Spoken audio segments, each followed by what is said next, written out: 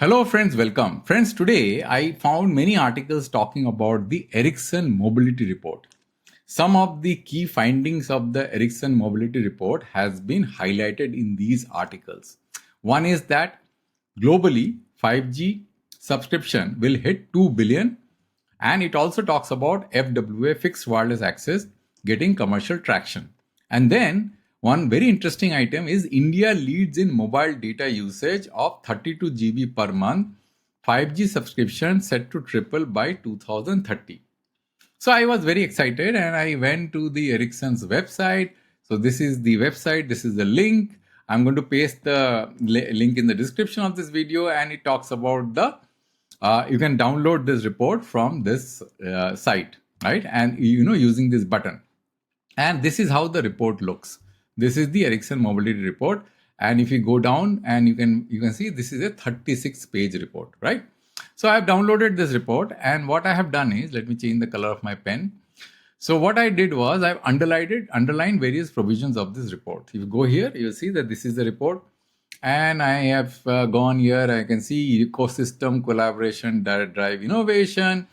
And there are contents of the report, and then the forecast is that, which you saw in the headline, that it says that only 5G subscription is growing at a pace, accounting for over one quarter of the total mobile subscription by end of 2024. 5G mid-band population coverage continues to grow, though it varies between global region. Recently, passing 50% coverage in Europe, 5G mid-band is ideal for providing both capacity and coverage, and therefore enhancing user experience. Mobile network data continues to grow, but decline, year-on-year growth rate, resulting in a forecast of 17 CAGR through by 2030. As 5G evolves, service provider increasingly exploring innovative use cases, new monetization opportunities by offering differentiated connectivity services. Now, friends, this report, from a spectrum point of view, emphasized on mid-band is the ideal.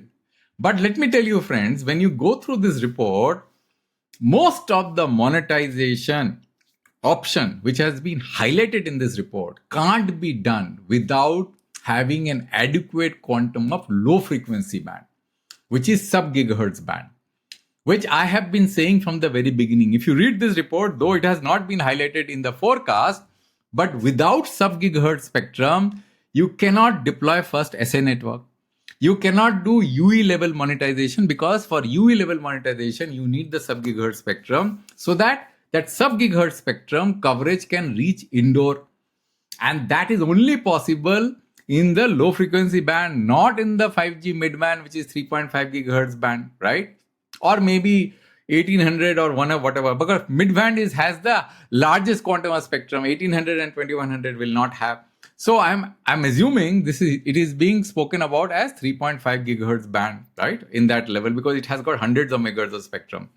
So though this report talks about 5G coverage and the ideal spectrum band of mid-band, when I go through this report, I find that without low frequency band, this mid-band is of no use, because you can't deploy SA network without low frequency band, which we have already seen, because Reliance has got 700 megahertz band, and therefore Reliance is the only operator who has SA network. Bharti does not have, Vodafone does not have, BSNL does not have, and without SA network, none of this forecast which is mentioned in this report is realizable, except FWA.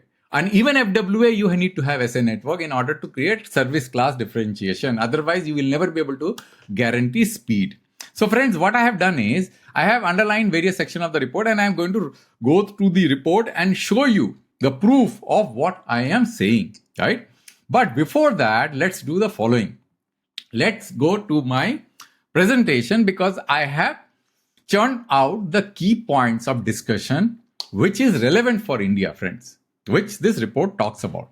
So 5G, India's 5G story, why Ericsson projection don't match with ground reality. Now, if you look at this article, which I showed you, or the headline, which says that India leads 5G mobile data with 32 GB per month. This is with a nuance, friends. And let me show you, I will show you why this is with a nuance, because the calculation has been done differently. And 5G subscription sets is set to triple in 2030, and also the mobile data usage is going to become double. I'm going to show you that also. Okay. So let's go straight to my presentation. So the subtitle is examining the structural gaps in India's 5G ecosystem that challenges global expectation. Even the Ericsson report will not fall, completely, align to the expectation, because it kind of misses many things which is absent currently in the Indian ecosystem. The foundation is missing, friends. And you will understand when I'm going to tell you through data and proof. So as far as 5G subscription is concerned, I'm fine with that, because we have got 290 million, but even 980 million 5G subscription is too much for me, because we kind of find that 1.1 billion is the total subscription, which is not the VLR number. If you look at the VLR number, which is the active number, it is much, much lower. And the data calculation which you find here is for what? Is for active smartphone users. So you can't really be talking from both sides of your mouth. So therefore, this number which this report talks about, if you look at this number, where did my presentation go? 980 million is not active users, friend, because that is very clear. Today even we don't have active users of 1.1 billion subscribers. It is just maybe some of the SIMs which are not active, which we have already seen as from ARPU calculations and various other calculations. Then it talks about per data usage, as far as India is concerned, 32 GB per month to 62 GB per month by 2030. And now let me show you where is this data in this report, because this is very important. I'm not going to go in sequence. I'm only going to go which are relevant for India. So I'm going to show you where is this number. Look at this number. Mobile data traffic per active smartphone, GB per month, Nepal, Bhutan, India, 32 GB, and by 2030 it will be 62 GB. And I am not too sure whether it will be 62 GB, and I'll tell you the reason why, especially for India, right? But where is this 32 GB comes? Because there has to be some alignment with the data which is coming out from TRAI, right? So if you go to the TRAI's quarterly report, you will find that there is this line item, GB per month. And the latest number for March 2025 is 22.19 GB. Right? Which is inclusive of everything, right? Not just 5G, because here also it is not just 5G, mobile data traffic, right? So India is, as per TRAI, is 22.19. Now, if you divide this 22.19, let me just take my face out of my calculator. So here it is 22.19 divided by 0.7.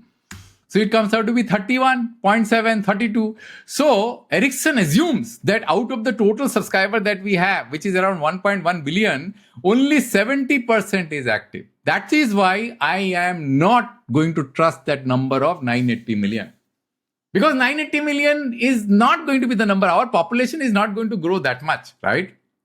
And we have seen a static subscriber number, which is fluctuating between 1.1 billion. So this 980, we will never be able to reach, because we are talking about active smartphone, because you can't be speaking from both sides of your mouth. Either if you assume that you're talking about those SIMs which are just thrown in the network, then this data is never going to be 32. It is going to be as per the TRAI projection of 22.19.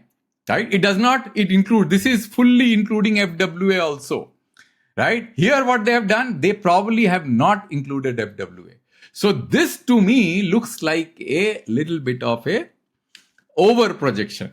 You would understand what I'm saying? Because they have put FWA, though FWA traffic in India is very, very low, but still it contributes some percentage point, and I'm going to show you why I'm making this assumption. Look at this data right in front of you, which I capture in my website. This is the wireless data usage per GB per month. And if you look at this, you will find that it is 14.73 in FY22 Q2, and now it is 22.19, which I showed you. And this is roughly, had become stabilized. And what is driving is, the driving data is 5G, right? 5G data. And this data is driven by FWA. So if FWA was not there, this would have actually started trickling down, friends.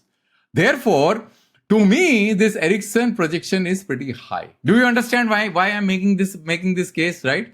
And why this 62 GB is going to be high? Let me tell you why I don't believe in this 62 GB number, because I don't think that the mobile data usage is going to go further from this if you exclude FWA.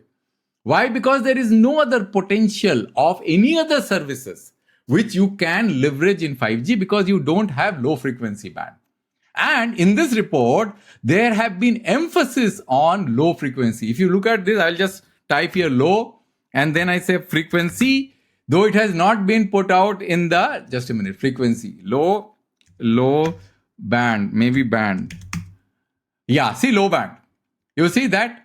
Mobile video conferencing challenge. You see? Mobile video conference, because one of the killer application for 5G is video conferencing. Now, if you look at it, says that great video conferencing experience on smartphone requires constant uplink throughput of 4 Mbps, right? If you are in your house, inside your house without a Wi-Fi connection, you are dependent on 5G mobile connectivity or 4G. So you need a uplink of 4 Mbps. So what it says, improve uplink coverage can be achieved widely by deploying a low frequency band, deploying radio with 4 receivers in low band, introducing advanced RAN software features by reducing distance between the radio base station. That can only happen if you have adequate amount of low frequency band, which you don't have today. No 5G network except for Reliance in 700 MHz, which is also highly inadequate. I'm going to explain to you. So here, multiple places, low frequency band, a reference has been mentioned. See, low frequency spectrum for every radio base station, since low frequency wave, low frequencies travel longer distance more easily, penetrate obstacles such as walls, right? So let's go back to my presentation, which you will see. So this number I don't trust. First of all, 32 GB is high as far as mobile is concerned. This includes FWA, by the way, and it assumes 70% of our total subscriber base is active, right?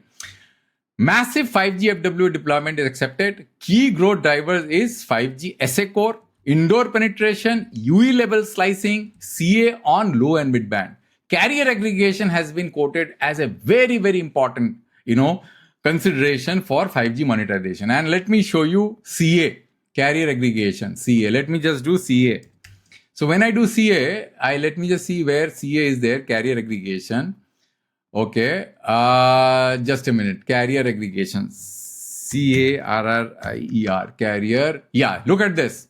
5G standalone launch strategy, more than a network upgrade. It is not a network upgrade. Why? Look at BT Group's leverage its unique network asset to deliver a user experience centered around 5G standalone, enhancing the user experience, changing to go-to-market strategy. So key insight is a focus on experience-centering launch with 95% 5G standalone coverage linked with carrier aggregation across mid and low frequency band. Look at this, mid and low frequency band, ensuring customers feel the difference, applying new capabilities like network slicing, empowering businesses with dependable connectivity from seamless payment to digital transformation project. And that is where the key challenge is. Without low frequency band, none of the 5G monetization options which have been laid out in this report can be accomplished. And that's why I do not find, I'm really, really surprised why Ericsson has not emphasized this need for low frequency band, which they have assumed that it exists, though it knows in India that it is a great, you can say shortcoming of the mobile operator. So let's go back to my presentation. But this is achievable in India? This is what I'm asking, because Ericsson is bullish on view on India, and he talks about this from 32 to 62, which I don't believe is going to happen, right? Ericsson shows that uplink heavy application needs SA plus low band, which I showed you right now. So Ericsson shows that AR assistant, XR, live video, remote POS requires deterministic uplink. So how do you get uplink if you don't have low frequency band? because those mid-band is going to give you a very heavy downlink, but uplink you will not get because those spectrum does not penetrate indoor. So this works only in SA network with low band anchor. India lacks uplink reliability because the low frequency 5G does not exist. Reliance has only 10 megahertz and it will never be able to deploy, SA level, UE level slicing in 700, because if it does so, then it is going to choke the other users which are going to be running on best effort. If you have 10 megahertz, you can't be, using 5 megahertz for all UE level applications and 5 megahertz for best effort. Those best effort with which those people will not anchor on the SA or the UE level, which will be premier services. They will find that their 5G experience will get diminished or deteriorate. So it lacks uplink reliability. No nationwide SA except Reliance, they have deployed nationwide SA. No contiguous sub-GHz spectrum except Jio. Jio also, there is a big challenge, only 10 megahertz. 10 megahertz is not sufficient. UE level monetization, like URSP slicing, not viable today. And it will not be viable tomorrow also, because we haven't done anything to improve the structure of the network. That is why Ericsson report does not resonate with reality as per what exists in India. The FWA contradiction is also there. And let me show you, friends, why I'm saying FWA. Jio claims that we have got 100 million 5G FWA is getting targeted. And Ericsson projects 350 million FWA for globally by 2030. Now tell me, out of 350, how can 100 million be done by Jio? It's not possible. It cannot be, because India's implied share of the total market, total broadband, this has been a little bit upside. Its total broadband market, it is between 60 to 90 million. I have given to 80 to 90 million, just to make it a little relaxed. But I believe it is between 60 to 80 million.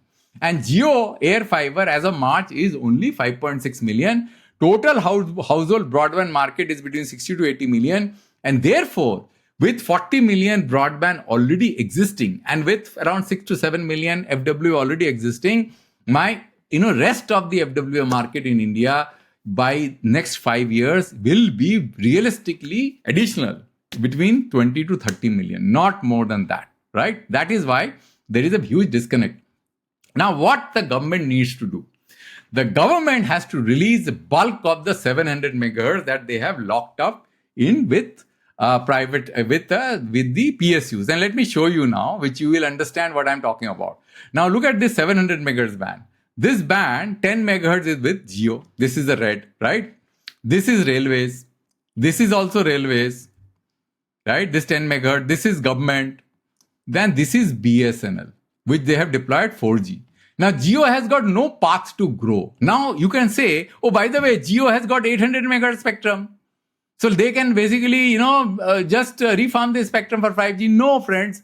The reason is that even if you kick off all this 4G subscriber, which is in the 800 megahertz band, you cannot do carrier aggregation or join two blocks of spectrum which are near to each other in the frequency band. 700 and 800 megahertz, if you do carrier aggregation and create a logical 20 megahertz spectrum, the network coverage is going to shrink by 50% because there will be a loss in the diplexer. Therefore, carrier aggregation is always between a low band and a high band with a lot of frequency separation in order to prevent diplexer loss. Therefore, two low frequency bands which are in different frequency blocks cannot be joined to create a single 20 megahertz block, friends.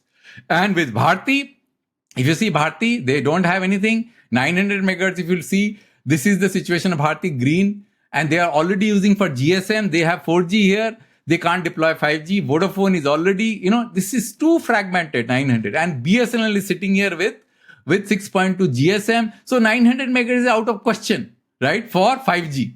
You can do 4G here, but if you do 5G, it is neither here nor there. Just like 10 megahertz of Jio and 700 is neither here nor there. You have only option to extract 600 megahertz spectrum. So let's get back to my presentation. Release bulk of the 700 megahertz from PSU, extract and reassign 800 megahertz of RCOM to BSNL. So look at the 800 megahertz spectrum. Let's go back to 800 megahertz spectrum. Now think, friends, which I have been saying from the very beginning. Look at this violet color. These are all RCOM spectrum locked up in NCLT. If you release this RCOM spectrum and with this pink color, which is free, you can imagine that you can create a large quantum of equity of 800 megahertz spectrum for Geo to shift their 4G from 700 to 800 and clear up the 700 megahertz 4G for 5G, right? Which is going to be very useful. Extract and assign 800 megahertz from RCOM to BSNL, allocate 600 megahertz, 2 into 20 megahertz between VI and Airtel, rationalize 700 megahertz pricing and promote SA rollout for operators, Geo to consolidate 700 megahertz and retain 800 megahertz 4G, Airtel and VI to go to 600 megahertz, delay UE slicing until uplink improves, and FWA push where fiber is absent realistically. Key takeaway. India's 5G success cannot rely on NSA and mid-band alone. Just take my words, friend. 5G is going to be a complete failure. Forget about 5G. 6G is going to be a complete failure. Without standalone core, low frequency band anchor, at least 2 into 20 megahertz. Better would be 2 into 30 megahertz. So that you can do all kinds of UE level application, which Ericsson is talking about in this report, which enhances indoor coverage. Ericsson forecast for India's 5G growth needs discounting, because if you cannot do all these things, only what will happen? The 4G data is going to go down. Look at this chart which I have. The data of 4G, which is shrinking now. Look at this. Data of 4G is shrinking now, is going to move to 5G, but this overall data is going to remain stagnant. It is not going to increase. So Ericsson forecast, I don't believe in. Okay, friends? So then what we have to improve indoor coverage. Ericsson forecast for India's 5G growth need discounting. India's growth will be FWA heavy but smartphone light, given the current situation that we have, friends. We need low frequency band. I have been saying it for years together. And we have screwed up low frequency band assignment.